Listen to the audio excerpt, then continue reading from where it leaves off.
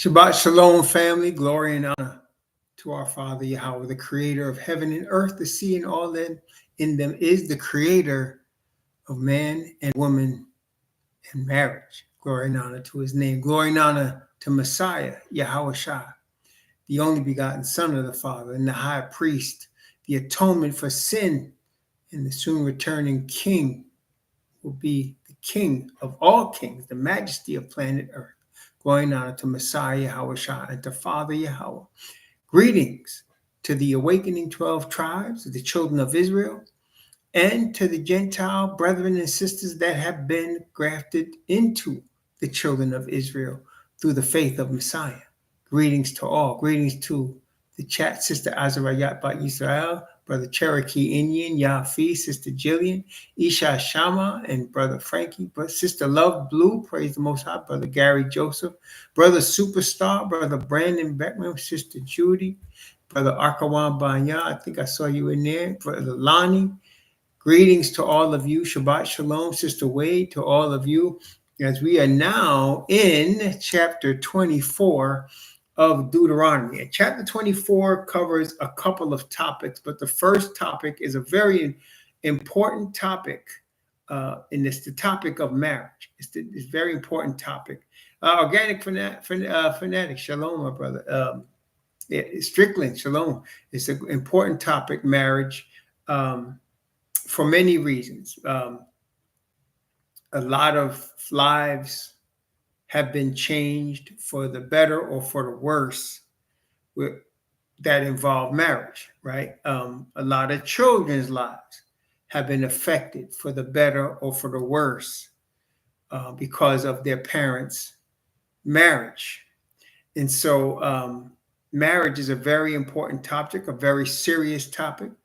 And also, of course, and one of the reasons, because as I just alluded, it has far-reaching effects on both the individuals that are being married and on any children they may have, and then any other people that may be involved that's close to those families, that couple that's married. So there is a lot involved. It's a very serious topic. And especially among the Hebrews in America. So-called Black Americans have the highest divorce rate in the United States. I've seen two stats. One is high as 33, one is high as 38% of all Black marriages end in divorce. The majority of Black people are unmarried.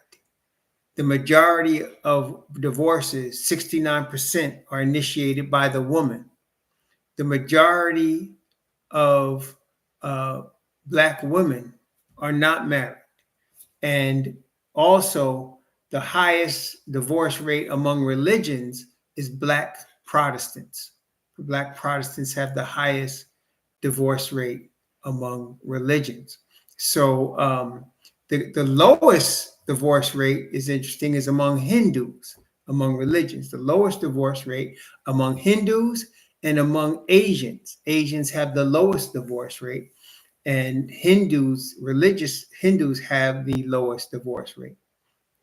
But definitely the Black family has been under attack for sure since we've been placed in slavery.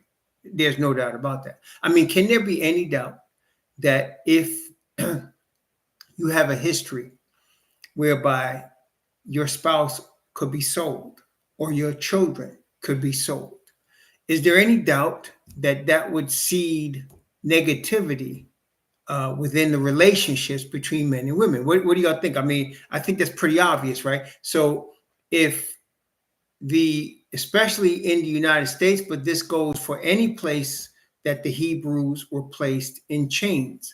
So it goes for any place that they were placed in chains. So basically you're talking about America, Canada, you're talking about the UK, France, not Germany, but France, Spain, Portugal, Italy, and then of course all of their colonized places like the islands, Jamaica, Cuba, Dominican Republic, Haiti, all of these colonized places.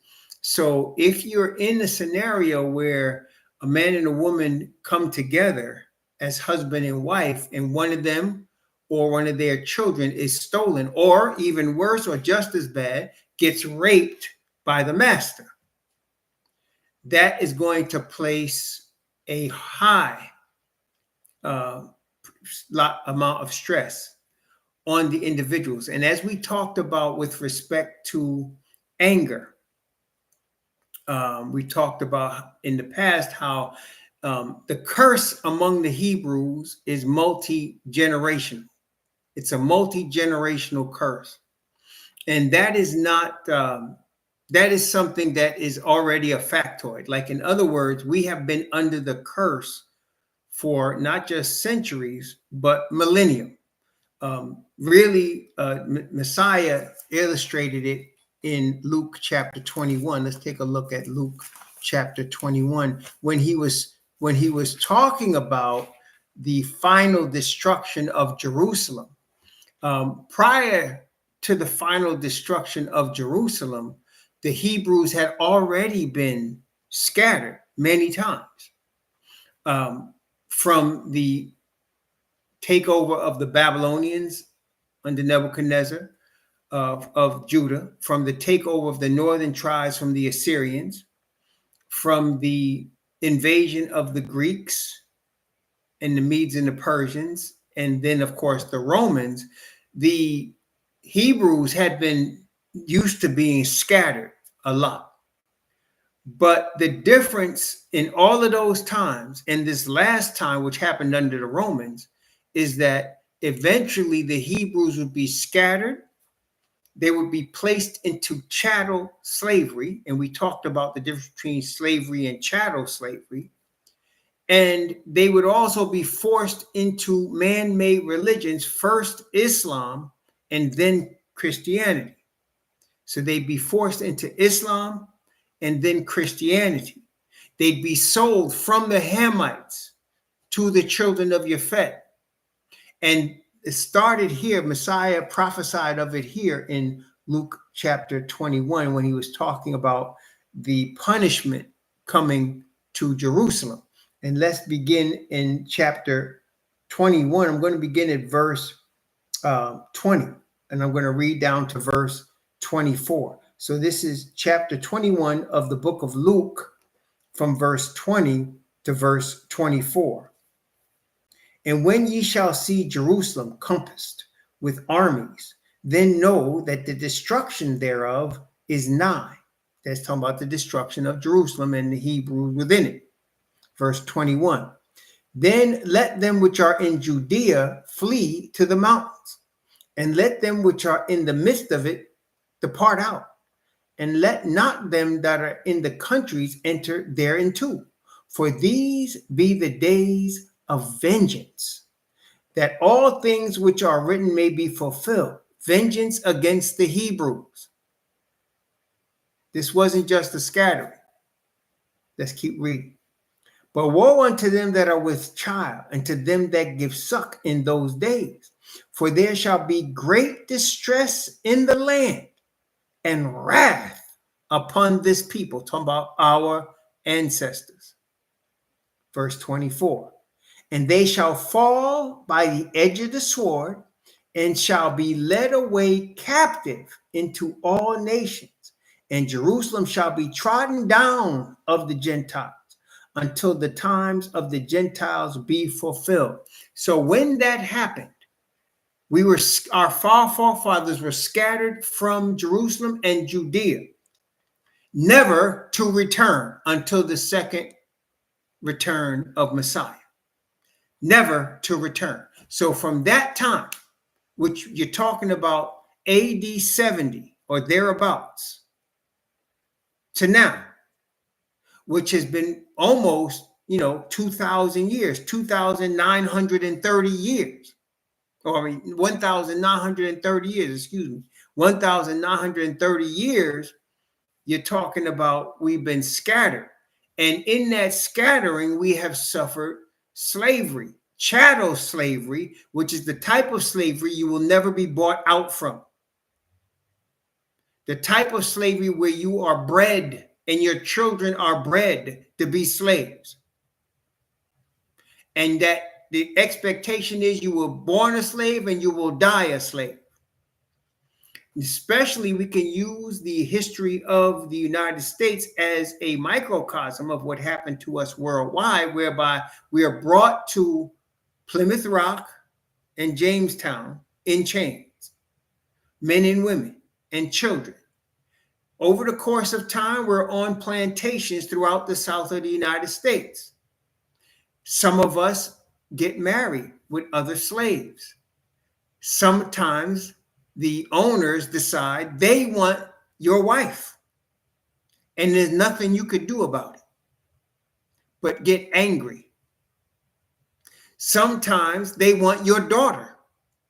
Sometimes they sell your wife, your husband, or your daughter, and there's nothing you could do about it.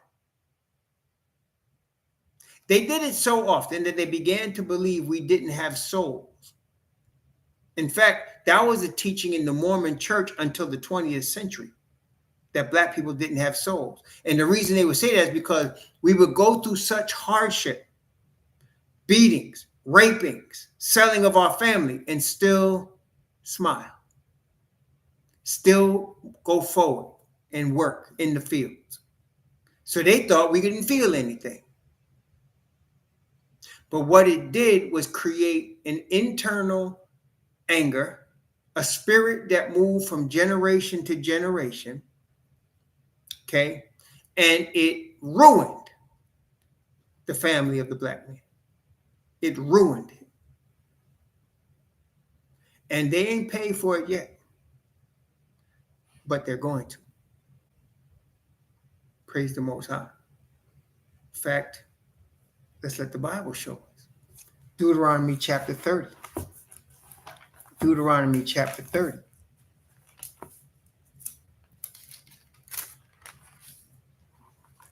Deuteronomy chapter 30, let's read from verse 1 down to verse 7. Deuteronomy chapter 30, which is part of the prophecy about our awakening, which is now underway. Deuteronomy chapter 30 is talking about our awakening as the Hebrews, from verse 1 to verse 7. And it shall come to pass, when all these things are come upon thee, the blessing and the curse which I have set before thee, and thou shalt call them to mind among all the nations where the Yahweh thy Most High hath driven thee, and shalt return unto Yahweh thy Most High, and shalt obey his voice according to all that I command thee this day, thou and thy children, with all thy heart and with all thy soul, that then Yahweh thy Most High will turn thy captivity and will have compassion upon thee, and will return and gather thee from all the nations where the Yahweh thy Most High have scattered thee. If any of thine be driven out unto the outmost parts of heaven, from thence will Yahweh thy Most High gather thee, and from thence will he fetch thee. And Yahweh thy Most High will bring thee into the land which thy fathers possessed, and thou shalt possess it. And he will do thee good and multiply thee above thy fathers. And Yahweh thy Most High will circumcise thy heart and the heart of thy seed, to love Yahweh thy Most High with all thy heart and with all thy soul, that thou mayest live. In verse 7, and Yahweh thy Most High will put all these curses upon thine enemies and on them that hate thee, which persecuted thee. So they're going to feel what they made us feel. And again, let's go to Revelation chapter 13, second witness to this same fact. Revelation chapter 13.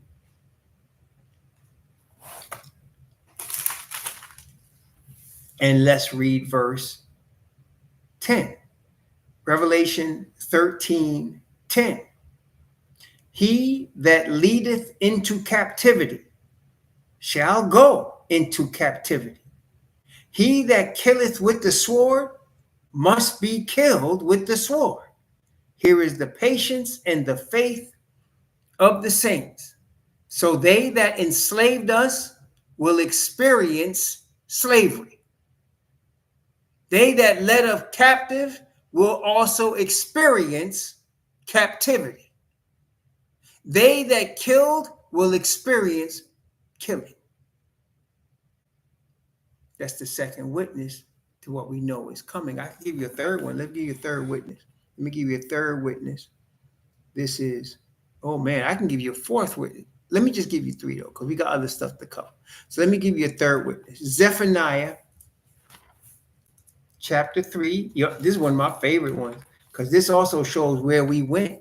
Zephaniah chapter 3, from verse, I can also go Joel, we can go Isaiah. Y'all know we can get a lot of more, right? But we're going to just take three for the sake of the mouth of two or three witnesses. So this is Zephaniah chapter 3, from verse 8 down to verse 13. Therefore, wait ye upon me, saith Yahweh, until the day that I rise up to the prey. For my determination is to gather the nations, that I may assemble the outcast, that I may assemble the kingdoms, to pour upon them mine indignation, even all my fierce anger. For all the earth shall be devoured with the fire of my jealousy. For then will I turn to the people a pure language, that they may all call upon the name of Yahweh, to serve him with one consent. From beyond the rivers of Ethiopia, my suppliants, even the daughter of my dispersed, shall bring mine offering. In that day shalt thou not be ashamed for all thy doings, whereas thou hast transgressed against me.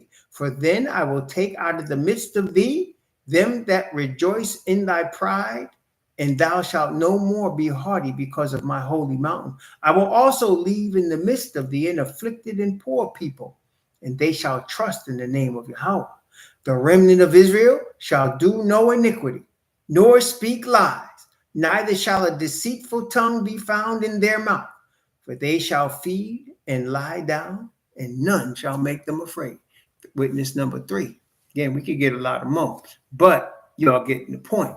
So we have been placed in a situation of oppression and chattel slavery, whose roots of that oppression ruined our family. But it didn't end there.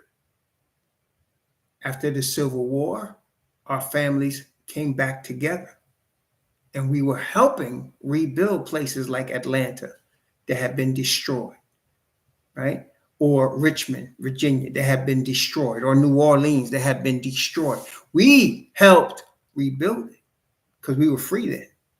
And many of us became politicians, lawyers, mayors at that time. It's called Reconstruction. But as soon as the place was rebuilt and the presidents changed, they brought in Jim Crow, took away our rights to vote, and separated us from them. And that was tough on us at first. But then, in spite of that, we were still building cities. We were still building communities, even without them. And then in Rosewood, in Wilmington, North Carolina, in St. Louis, in Tulsa, Oklahoma, when they saw us prospering, they would burn our cities down. And still, we clung together. Then came the civil rights movement. The biggest scam, I think that was one of the biggest ones. I think the biggest scam is the brainwashing of white Jesus and Christianity, followed by the brainwashing of Amalekites being the true Hebrews. I think those are the biggest ones. But closely following that was the civil rights movement. Malcolm X put it very well. He talked about what revolution is. And I think I shared that video with you at one point. He talked about what true revolution is. And he talked about the principles, the the template. We're talking about marriage now, but we got to build up to where we are now. So Malcolm X talked about the principles, the template of successful revolution. Am I really, Ricky? So it's 110 today over here. And what he said was, revolution involved, the reason for a revolution was the obtaining of land to build a nation. And he talked about the American Revolution. And he said it was, and in building a nation, he called it nationalism. And he said the American Revolution was white nationalism. They wanted this land to build a new white nation. And he talked about the French Revolution. And he talked about revolutions in Africa and in China and in Russia. And he said in all cases, the people wanted they wanted a nation with their own land. And he said in all cases, revolution involved bloodshed. He said, you don't have a revolution that doesn't involve bloodshed. And then he gave all the examples he gave: the French Revolution, the Cuban Revolution, the American Revolution, okay? The revolutions in Africa, the revolution with the Mau Mau, the revolutions in Russia, the Chinese Revolution. They all involve bloodshed. Don't have a revolution without bloodshed. And they involve a nationalist fervor to obtain land and build a nation. So he mocked the civil rights leaders that called this a revolution. He said, it ain't no revolution when you lock arms and say, we shall overcome. He said, that ain't a revolution. He said, there ain't no revolution if the right that you're fighting for is to be able to squat in the same toilet as the white man or drink out of his water fountain. That ain't a revolution. So what was the civil rights movement about? Well, look at the result. The result of the civil rights movement, you got what's called the Voting Rights Act that said we had the right to vote. But if you've been watching presidential elections, that ain't been happening. They closed down our voting booths. They closed them down early. And there's always malfunctions. They make sure we can't vote. In fact, in the 2000 election with George Bush, the younger George Bush and Al Gore, they took over 200,000 Hebrews off the voting rolls in Florida. Later found out it was a mistake by mistaking them for ex-cons. And so saying they weren't allowed to vote. And there were many that came to the vote, ready to vote, and was turned away because they said, no, you can't vote. You was an ex-con. And guys who pleaded said, no, I wasn't. Yeah, you was. We can't. 200,000 in an election where it was decided by less than 1,000 votes. So that that Voting Rights Act ain't do nothing for us. Then there was the Civil Rights Act. Well, okay, we don't need to go into that. Then there was urban renewal. Urban renewal in the 1960s, when they started going into big cities and creating what we now call the projects. The projects were part of urban renewal to build new buildings for low-income people at reasonably priced rents based on their income. But what did that turn into? It turned into a red-lined, crack-filled, heroin-filled neighborhood. That's what it turned into. So again, they tried to destroy the black family. Then they introduced welfare. And if you ever seen the movie Claudine, that was a great movie in terms of explaining the problem with welfare.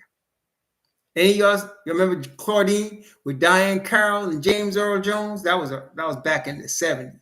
And it was about a single mother who had several children. I think she had 4 or 5 children, and she was on welfare. And the social worker would come by to the house. And what the social worker was looking for were signs that they were able to buy something that the welfare couldn't pay for, and signs that there was a man in the house. Because if there was a man in the house, she couldn't get welfare. See, the problem with that is most brothers didn't make enough to support a household. So they would come in and leave. So what did that do? Kick the black man out of his own house. And during the course of that movie, James Earl Jones and her had a fight. And he said, what you're trying to do is get the government off the hook and put me on. Destroy our families. Then came Gloria Steinem. Say, Gloria Steinem? Yep, the women's liberation movement. The women's liberation movement was an argument between the white woman and the white man. That was that argument. The Equal Rights Amendment was an amendment between the white woman and the white man. But somehow the media brainwashed us to think it was between sisters and her man.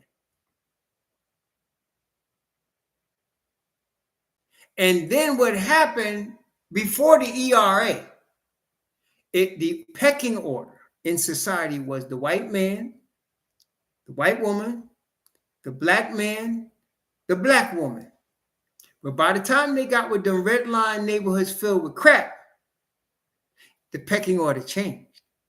It became, and which it is now, the white man, the white woman, the black woman, the black man.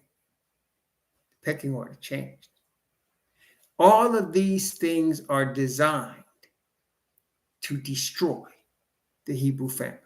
They're designed for our family destruction. Because if they can disintegrate our family, they can keep us. They will never be able to disintegrate us because we have been called from before the foundation of the earth to be who we are and where we are. So they ain't going to be able to disintegrate us. They've been trying now. But they can keep us brainwashed and separated. Y'all ever heard of the tactic called divide and conquer? You ever heard of the tactic called divide and conquer? As long as they can do that, they can keep us all confused and separated and have us hating each other, have us disrespecting each other. Now, I know, like I mentioned to you all before,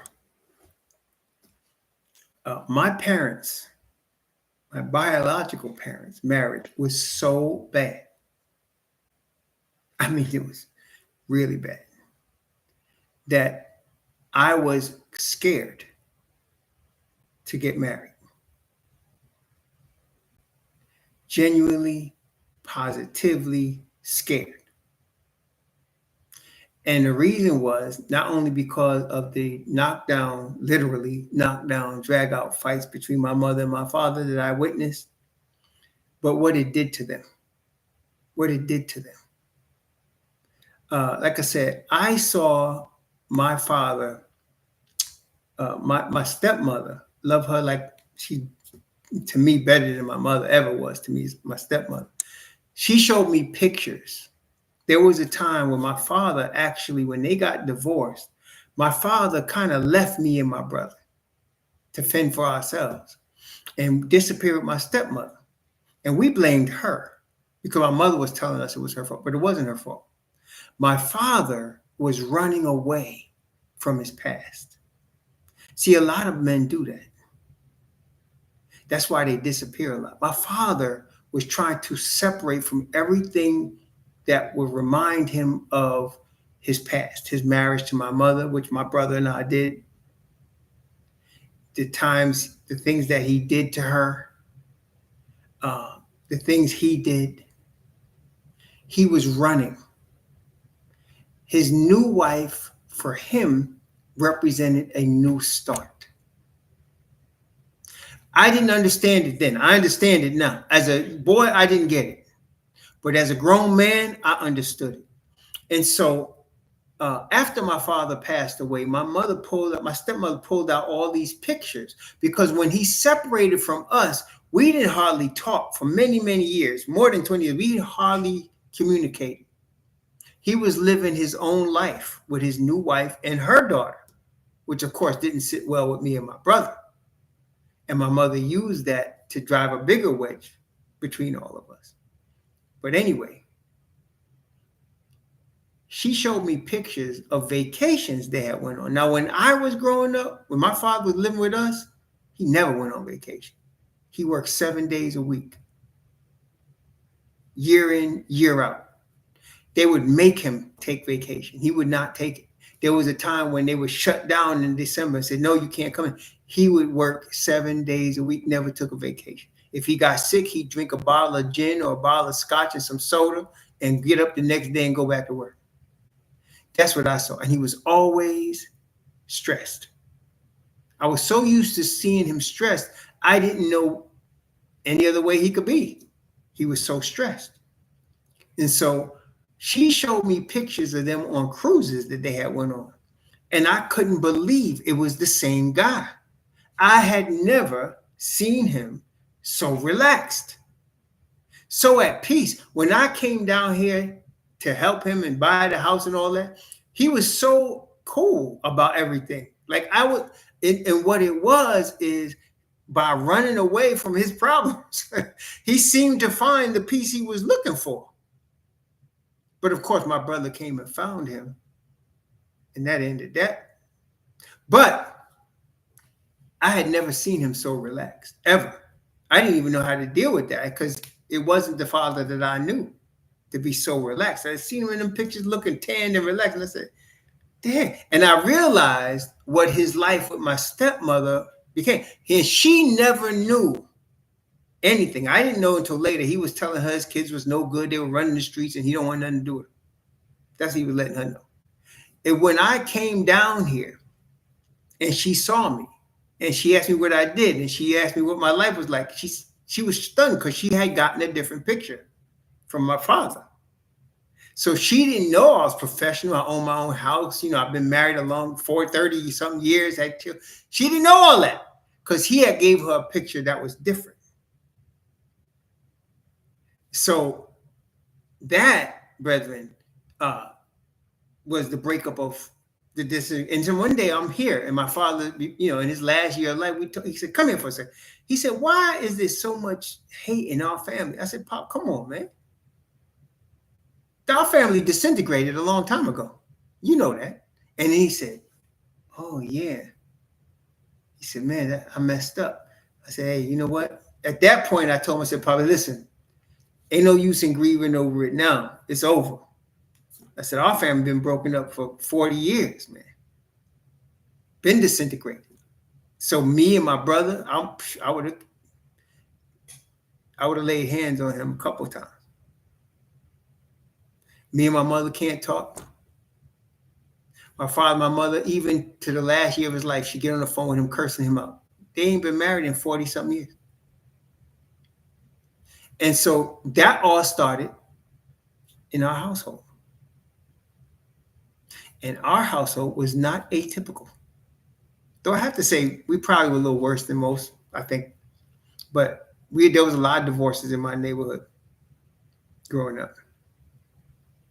So we have been attacked.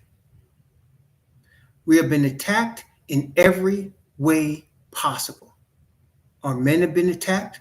Our women have been attacked. We're still being attacked.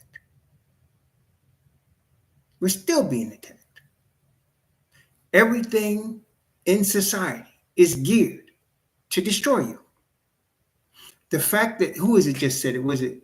Who is it just said that? Was it somebody just said, they are amazed at our resilience. They are, because we shouldn't be even this where we at right now, based on what they've been planning for us, what they've been doing for us, what they've been hoping we would disappear. But we're still here because the Father has planned it. And I want to tell you, in my marriage, first off, the Bible says, in fact, let's take a look. Matthew chapter 19. Matthew chapter 19. And this is, I think the Most High has it, what we're getting ready to read like this, because it was Cherokee. Yeah, it is true, because that's what it is, man. So look here. This is Matthew 19. When the Pharisees came to the Messiah talking about divorce, which is what Deuteronomy 24 is talking about. And we're getting ready to read that. But look, Matthew 24, Matthew 19, Matthew chapter 19, beginning at verse 3. Beginning at verse 3 and go down to verse 6. Actually, from verse 3 down to verse 9. The Pharisees also came unto him, tempting him and saying unto him, is it lawful for a man to put away his wife for every cause? That means any reason you want. Can you just divorce her? If you don't want her no more, just divorce her. And verse 4, and he answered and said unto them, have ye not read that he which made them at the beginning made them male and female, and said, for this cause shall a man leave father and mother, and shall cleave to his wife, and they twain shall be one flesh? Wherefore they are no more twain, but one flesh. What therefore Yahweh hath joined together, let not man put asunder. They say unto him, why did Moses then command to give a writing of divorcement and to put her away? He said unto them, Moses, because of the hardness of your heart, suffer you to put away your wives. But from the beginning it was not so. And I say unto you, whosoever shall put away his wife, except it be for fornication, and shall marry another, committeth adultery. And whoso marrieth her which is put away doth commit adultery. One of the hardest sayings in the Bible. Good thing he follows it up when he says, not all men can receive this saying. People don't read that part, but not all men can receive this saying.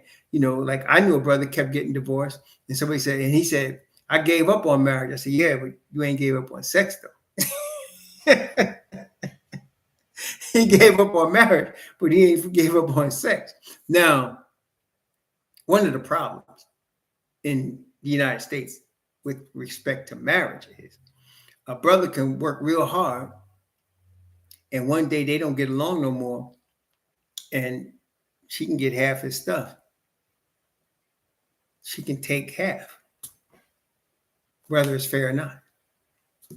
Okay. And they'll garnish his check for child support too. Whatever, even if they have an agreement. So that makes it very difficult for a brother to decide to get married. Now, me, myself, I wanted to get married, but I was scared. I wanted to get married, but for the reasons I said to you, I was scared to get married. And so I earnestly prayed, as I many times told you, and I wish people would do this. It's not something people do. And the reason is, lots of reasons. Number one is Hollywood and their depiction of what love is. And number two is just, you know, our eyes see things, and that's what we base and what we think we love on. You know, it's a lot of misconceptions and brainwashing about marriage. But remember what we talked about the other day. Marriage involves first a business. Not necessarily like you opening a business, but can you and this person build something together? Number two, can you love this person? As a verb, not necessarily a feeling, but a verb. Can you commit to love this person? Number three, can you lust after this person? And included in the lust, very much included, is passion. Can you have passionate lust for this child, for this person? Now, usually that's the part you'll lead with. And that's the last part. That's the last part. It's not the first part. People lead with that. Don't even know if they could build something together. Don't even know if they're going to love this person, but they could lust after, especially a man. They could do that. Big mistake. Starting off on the wrong foot. Okay? So, what I did is I prayed for the Most High, my Father, to pick her. Because he picked Eve for Adam. The Father brought them together. And I realized as a 22-year-old boy, my daddy ain't putting nobody in front of me. My mama ain't putting nobody in front of me. All I got is the Most High. Well, then the Lord, all I got is him. So I prayed. And I prayed serious. I wasn't joking. It was in my apartment by myself, and I prayed. And I told him, I don't care what she looks like. See, because I already knew I had a type A lot of guys have types. Some guys like dark skin, some guys got light skin, some guys like Puerto Rican, some guys like yellow, some guys like Asian. Everybody got a type, right? Some guys like a little heaviness, some guys like a little thinness. Everybody got type. I had type too. But I knew if I was going by my type, it wasn't going to work. Because that ain't going to get me the right one. No, I didn't. I knew enough, even at 22, to understand I don't know what the hell I'm doing. And I did not want a marriage like my parents. So to me, to mitigate the risk, I had to let the Most High choose for me. I was scared to death because I thought, my first thought was, what if she's not my type? That's my thought. What if she's not my type? What if I get somebody that's completely anti-type? I decided I would still go with her because if she was chosen by the Most High, he understands that, though I didn't understand, would make me the happiest. I wouldn't understand it, but he would. And that was all I needed because I needed a guarantee that I wouldn't have a marriage like my parents. That was important to me. And it was scary, especially that last one was like, shoot, suppose he ain't what I usually get. Suppose it's something different. Am I going to, but hey, I decided there and there. If he chose her for me, I'm going to be happy. May not at first, but I'm going to be happy. 41 years later, I can testify for sure. I'm happy. Okay, for sure. And during the course of the 41 years, there were many times when the thought of leaving came to my mind. There were times when the thought of leaving came to her mind. I ain't going to front. They ain't one of the marriages where we settled our problems before the sunset. No, it wasn't like that. Me, I am a typical Hebrew. I'm like an old boiler. When the boiler gets hot and it turns red hot, don't touch it. Don't touch it. It's still hot. You got to leave it alone and let it cool. Eventually, it will cool down once the heat gets turned off. But you got to leave it. If you try to touch it, even after you've turned off the power, it's still hot. That's me. And I know that about myself. So my wife now knows, don't come talking to me after we just fought because it ain't the right time. You're gonna get burnt. Don't do it. Took her a while to figure that one out. And that brings me to my next point. You really want to try as best you can to get to know the person before you have sex with them, to get to know who you're marrying. And you need the Spirit of the Father to show you who you're marrying. The first step for me was, this is her. Okay, I know you picked her. Good. Who is this person? Who is she? And both of us, it took us many years. So that right now, it's like clockwork right now. It's like clockwork. Because we know each other frontwards and backwards right now. When she does something that used to irritate me, I just leave. It's not even worth the time. Why? For what? And then I do something. Yeah. So, but that took decades. It took decades. Okay. We didn't just get to this easily. Nope. And every hard point, I would get on my knees, and she did too, but I can speak for me for real. I got on my knees and I would say, I would know enough. I had enough sense to know to say, what's wrong with her? I didn't get on my knees and say that. I said, okay, what did I do? How do I fix this, Father? Can you help me get this back? Bring it back. I'm sorry. Show me what I need to do.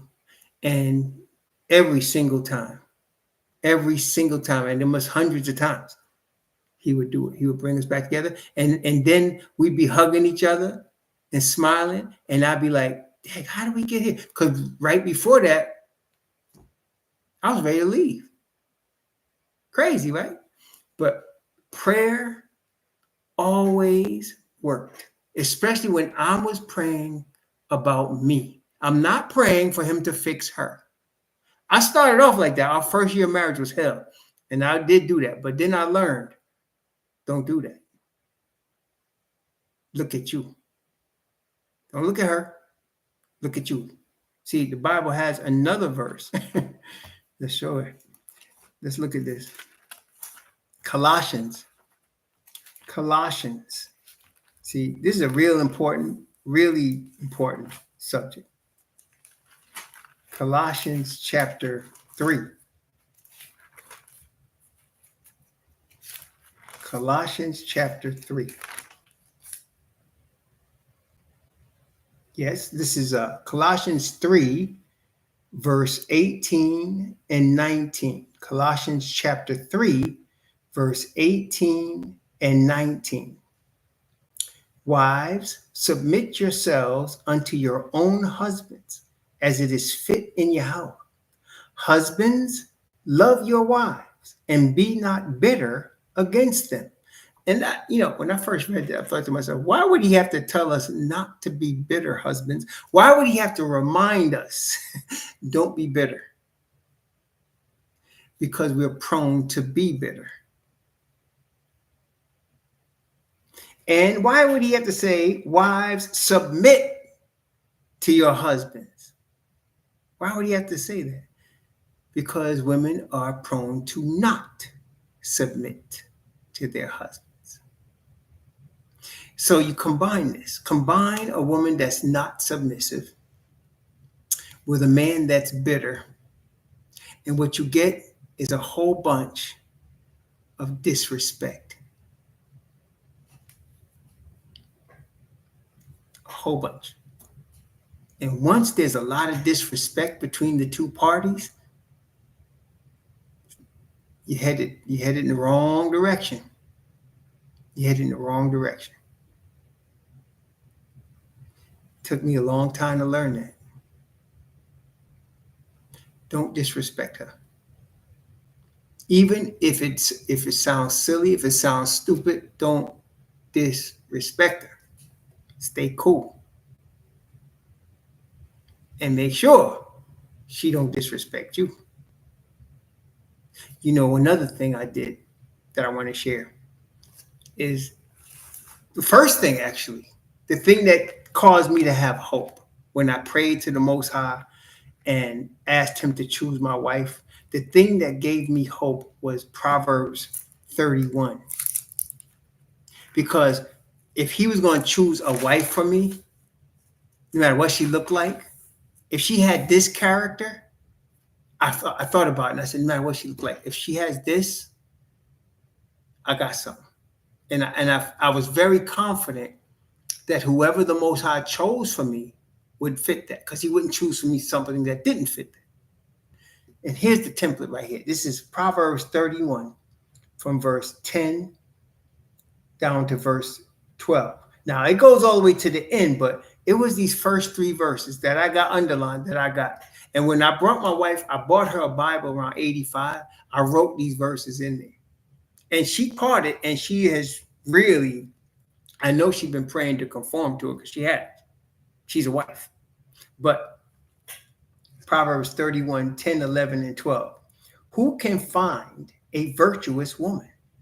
For her price is far above rubies.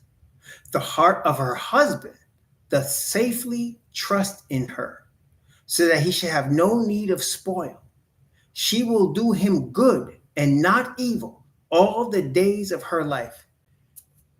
See, that helped me, because then I said, oh, if he's going to pick somebody for me, she's going to be a virtuous woman. She's going to be somebody that I can trust with my heart. That's a big thing, right? I can trust her. And she will always seek to do me good and not evil her whole life. So if it's somebody that's a virtue that I can completely trust, that was only looking to do me good, man, the only problem then would be me. And I knew even then I might be a problem. I already knew that. See, brethren, you got to understand where you're a problem. Where are you going to be a problem? And don't say nowhere, because you're going to be a problem. Where are you going to be a problem at that you could talk to the Father? Because look, truth is, marriage, a successful marriage, brothers, will make you a better man for the Most High. That's the truth about it. A successful marriage, one created by the Heavenly Father, will make you a better man. And in making you a better man, it's going to bring you some pain. It's going to bring you some humility. So you got to understand, Brandon Beckman, me and you. Yeah, bro. Yeah. Mine too. Definitely. Matter of fact, I would say things that I know would cut her up. And she mad. Ooh, she would cry mad. So we would get to the point where I would be tempted and I would say, stop now. You don't want to hear what I want to say. I would say, stop. And you don't want to hear what I want to say. See, now, praise the Most, I got to the point where I just say, you know what, I don't want to talk about it. And she'll know, back off. She know, back off. When I say that, she backs off. Because, so she knows. And then that helps me, because then, other than that, I have to leave. I have to walk out. Because I don't want something to come out that I know is going to hurt her.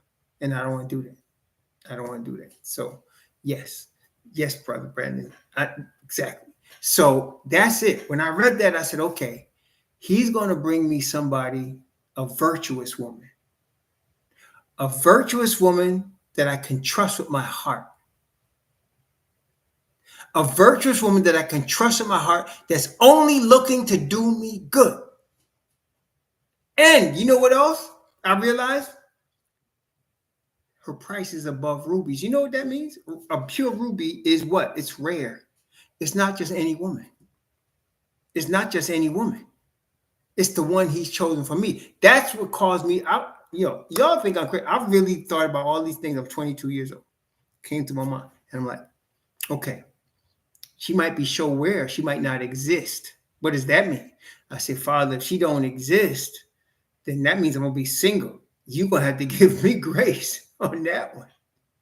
But I was willing to go through it if that's what he wanted. Whatever the Father wanted is what it was. And so I said, if you want me to be single, you're going to have to give me grace to be single, because I know me. I like me some women. So, you're going to have to help me. But if you got somebody, you got to help me. You got to help me temper. You got to help me tongue. You got to help me. This is before I even met her. And so I figured, I was 22, so I thought to myself, man, I don't want to come, and I ain't got a pot to pee or nothing to throw it out of. So I thought, man, I got to get me a degree or get me skill or something, save some money, get something. I don't want my wife coming to me and I ain't got nothing. And don't you know, 4 months later, he introduces her to me. I thought I was going to have to wait like 5, 6, 7, 8 years. I figured I'd take me 30 years old. Be 30 years old by the time I got my act together. But he said, nope, now. So I'm 22 years old. It's 1983.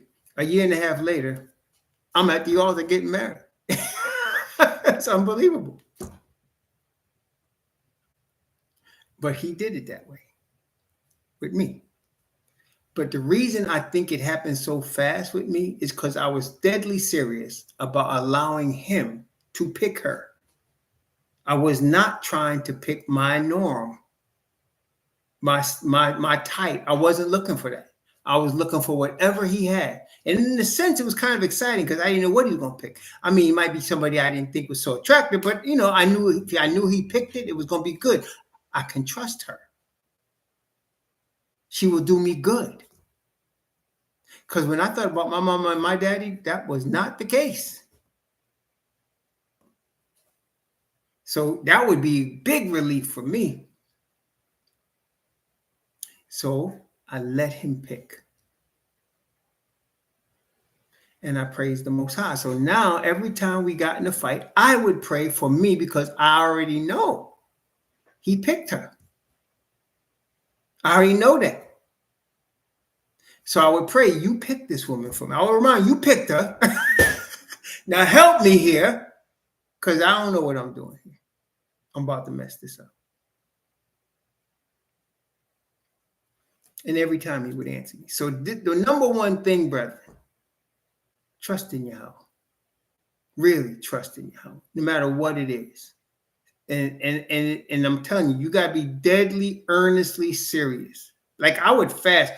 That time, I would fast Tuesdays and Thursdays every week without fail because I was fasting on it. I needed a clear direction from the Father, and I was fasting on it because I was deadly serious about this.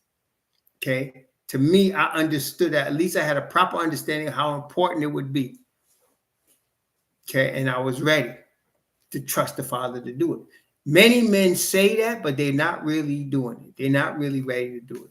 And you know how you know? They're ready to bail. They'll instead of praying, they bail. Instead of praying, they bail. Like my father, he bailed. I mean, they got divorced, and then he went with his new wife, and he was gone. But he wasn't really a praying man like that. He wasn't really into organized religion and all that. But he didn't really know. But later on, he regretted. He said, I did your mother wrong. I apologized to her. He did all that. So he did repent. But you really want to let the Most High lead you. And you really must be ready for what he decides for you. If he has a spouse for you and you get the signs, and he had to give me multiple signs, give you multiple signs that this is her, ask him to deal with you.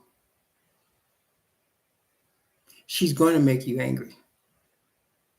Listen, a woman is a woman and a man is a man.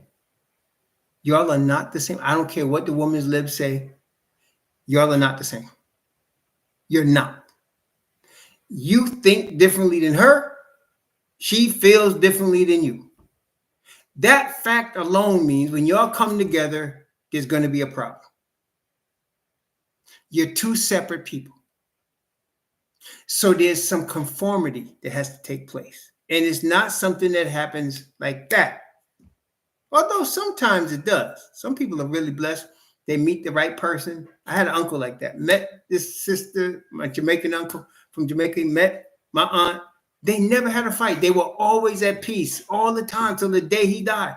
I said, Uncle Junior was there. I said, Uncle Junior, I don't know how you did it, man. But he loved her. She loved him. And I never seen them argue.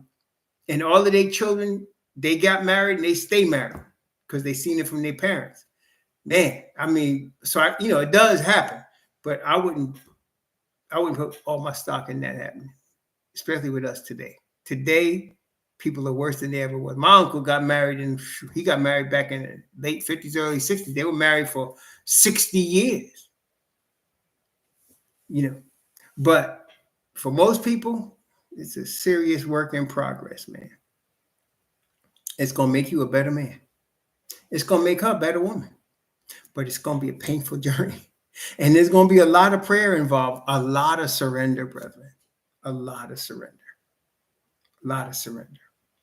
Now, with respect to the lust part, sometimes I know brothers like Brother Daniels. Y'all met Brother Daniels at Memorial Day weekend. He's the one that had the stroke, and he's having some trouble remembering.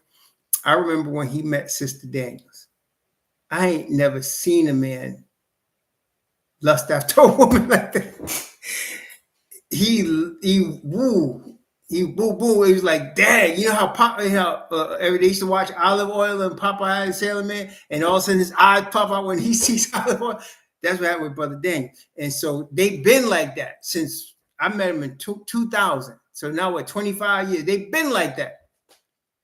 Even though he can't remember some things, he would say to her, man, you're real pretty, man. Too bad I'm married. You know, some people get that part down right away. Me and my wife took us some time. Everything took time with us. I am a stubborn Hebrew, and she's definitely a stubborn sister. And it took time, lots of time. It wasn't no, fireworks from the beginning. No, no, no, no, no.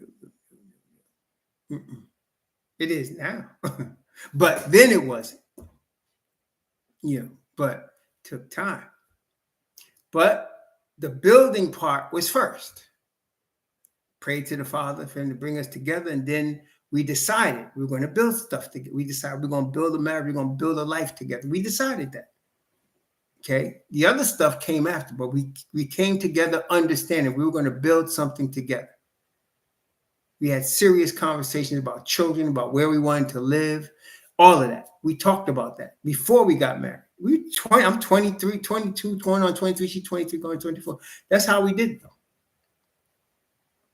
And I'm telling you, can you build something together? I'm not saying you're going to set the world on fire and, run business and all that. Maybe you will. But can you build a life together? Are you willing to build a life together? And what is the life going to look like? What do you want it to look like? How are you going to, people talk about 5-year plans, right? So we really got to talk like that. What are we doing over the next 5 years? What are we going to look like? Do we want children? How many children do we want? My wife and I talked about, do we want to live in the city? Because I love New York City. Loved it. She hated it. She hated it. I loved it. Both of us, she was kind of fond of it, but she didn't want to live there. She definitely didn't want to raise kids there. If I didn't meet her, I would still be in New York City, because that's what I'm a city guy. That's my speed, city. She is definitely a country girl at heart. She was born in the Bronx, but she's a country girl. So I compromised on that, and we moved to the suburbs. Okay, eventually. I wasn't happy about it, but okay, compromise. We did that. Okay, but you got to talk about that. Do you want to live in the city? You want to live in the country? What type of place you going to live? You going to raise your children? How you going to do that? You want to have these discussions beforehand. Okay, don't just think you in love and get married. Especially some of y'all been around the block a few times. You know what I'm talking about. You want to have these discussions beforehand. First, you want to pray. You want to let the Father choose, no matter how long. It's interesting. My wife said the same prayer I did. She waited for me for 5 years. I waited for her for 4 months. But that's just the way it went. Okay, 4 months after I prayed, I met her. 5 years after she prayed, she met me. Sometimes it might be 5 years. Sometimes it might be 4 months. Sometimes it might be 10 years. I don't know. But I do know you want the Father to pick it. You want your Heavenly Father to pick it, because you want Him to join you together, not you. Him. And what are you bringing to the table that needs to be dealt with before you start putting your mess on somebody else? One of the things I taught my sons, well, all my children, but especially my sons, you meet a woman and she's telling you how bad her ex was and how terrible and why they broke up because he was so bad, run the other way. Let me say it again. You meet somebody and they telling you the reason they're single is because the other person was such evil, so bad. Run the other way.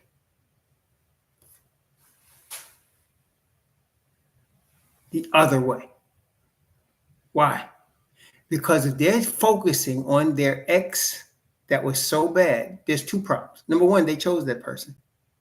Number two, it takes two to tango. It takes two to tango. When they're focusing on the other person negatively, you know what's going to happen when you get with them? They're going to focus on you negatively. It's like a gossip, right? Somebody comes to you gossiping about a third party. Guess what they do when you're not around? They gossip about you.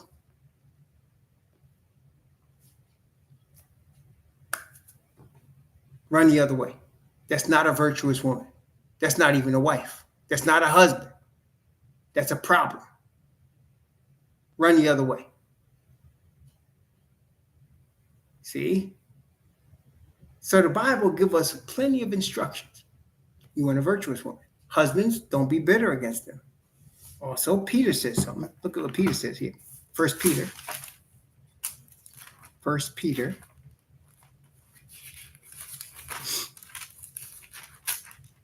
Chapter 3. 1 Peter chapter 3, verse 7. Likewise, ye husbands, dwell with them according to knowledge, giving honor unto the wife, as unto the weaker vessel, and as being heirs together of the grace of life, that your prayers be not hindered. Notice this now. So if you don't give her honor, understanding she's weaker than you, not just physically either. The Bible says she's the weaker vessel. She came after you. She came after her. Okay? Too many times, though, the woman ends up being the more mature one, unfortunately. But brothers that take responsibility understand she's the weaker vessel. Give her honor. And the reason you should do these things, because if you don't, if you start disrespecting her, your prayers could be hindered. Most High may not be hearing you. He may not be listening to you because you're disrespecting your woman. Now, he tells the woman again, woman should be adorned with the meek and quiet spirit. She should be respecting her men, as Sarah calls her husband Lord.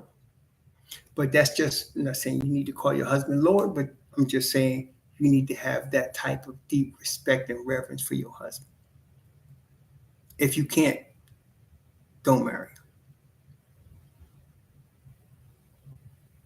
Pray to the Father that the man you're looking at is worthy of your reverence and respect. Or don't marry.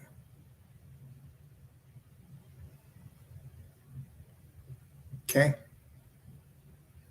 Praise the Most High. Lots of good stuff in the Word, isn't there not? This is a very important subject, though. Very important subject. Far-reaching consequences. It can reach into second generations and third generations and fourth generations. Far-reaching consequences. Marriage. Far-reaching. Praise the Most High. See? I ain't going to say nothing organic. I ain't going to say nothing. All right. Now, Deuteronomy chapter 24. Deuteronomy chapter 24.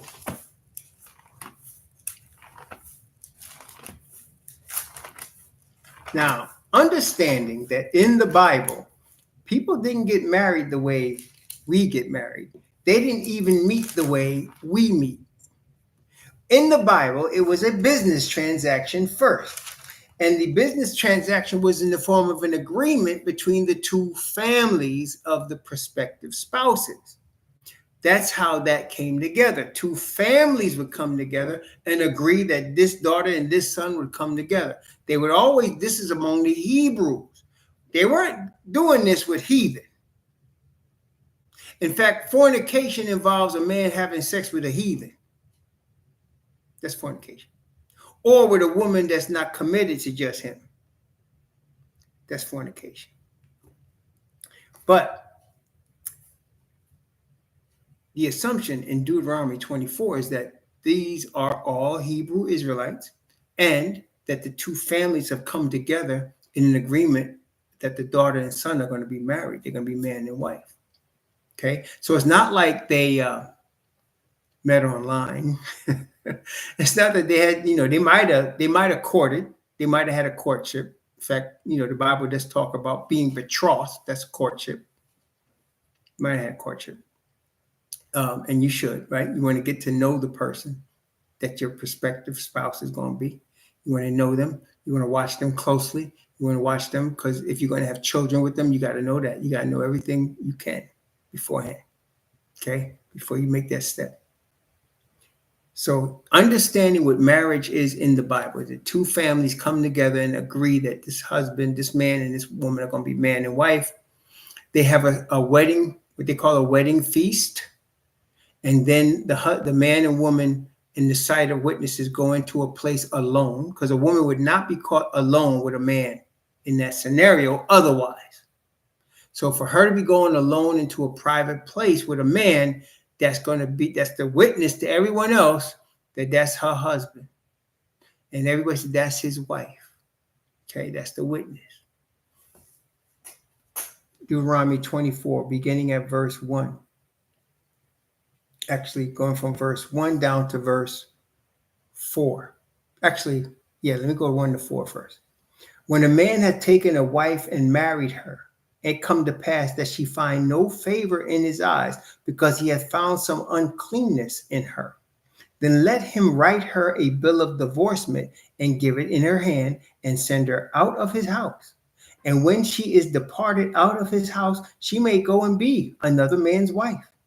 And if the latter husband hate her, and write her a bill of divorcement, and give it in her hand, and sendeth her out of his house, and if the latter husband die, which took her to be his wife, her former husband, which sent her away, may not take her again to be his wife.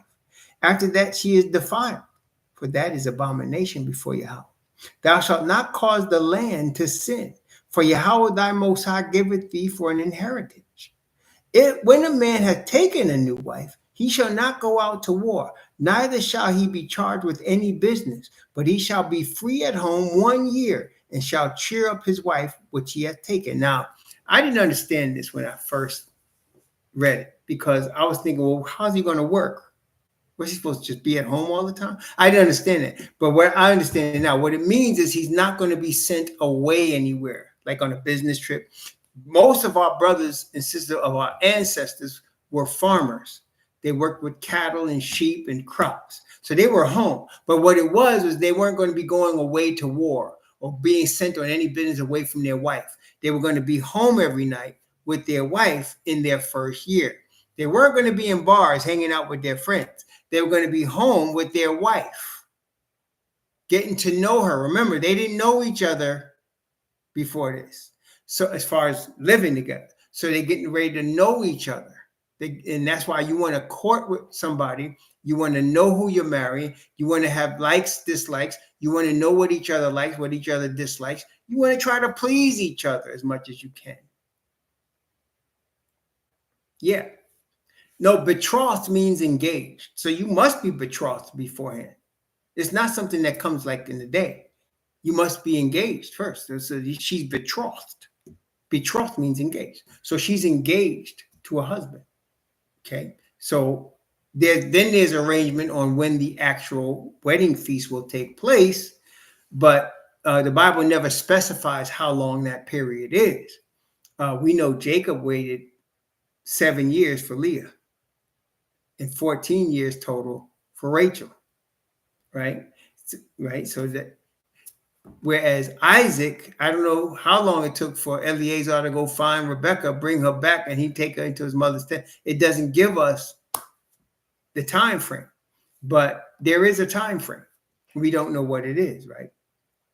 But once they come together, they should be spending time with each other. The Bible gives it a year. So spend time together so you get to know each other in the house. It's different when you're living together than when you're just seeing each other outside of living together. As anybody that's lived with a woman or a man could tell you, it's not the same. So you want to spend time knowing that person, getting to know that person. Marriage is not something that should be rushed. Because you're two people, it's going to take time. And you must accept that. You must accept it's going to take time. And therefore, it's going to take patience. And that's what we really need. Patience. So, yeah. So, yes, you're going to be betrothed for how long, it doesn't say. but you're betrothed to the spouse. That means technically you are married. Once you're betrothed or engaged, like today, when you're engaged, you're expecting that one to be seeing somebody else or you to be seeing somebody else. When y'all are engaged, that means you are agreeing to get married. You just haven't set a date yet. Betrothed is the same thing. So you just haven't set a date yet, but you're agreeing to be married, right? So when the assumption is she's never had sex with anybody. And the assumption is you own a house that you're bringing her to. Sometimes it's a family house, but you're bringing her to your house. The assumption. Okay? That's the assumption. When I got married, I had a studio apartment. That's all I had.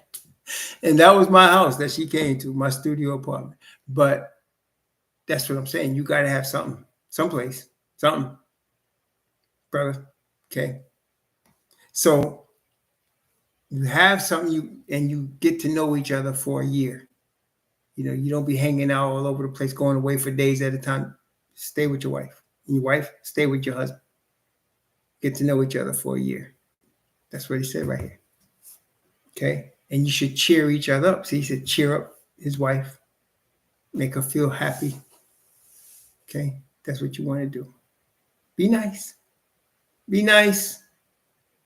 Be patient. Pray a lot. Pray a lot. Pray a lot. Okay? Again, the assumption is if you've prayed for the woman to be your wife, you're praying for a virtuous woman. And if the Most High chooses her, you must assume it's a virtuous woman. He would not choose for you one that's not virtuous. So if there's a problem, it's probably in the mirror.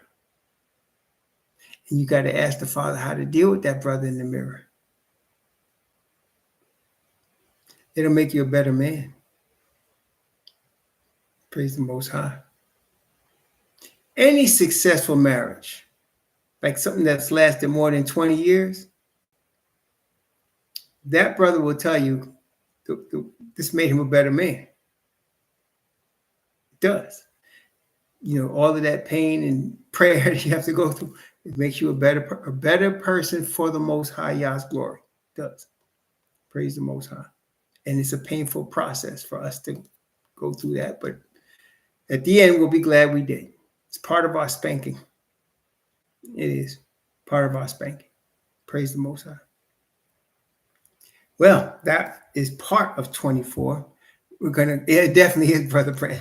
It definitely is. It definitely is.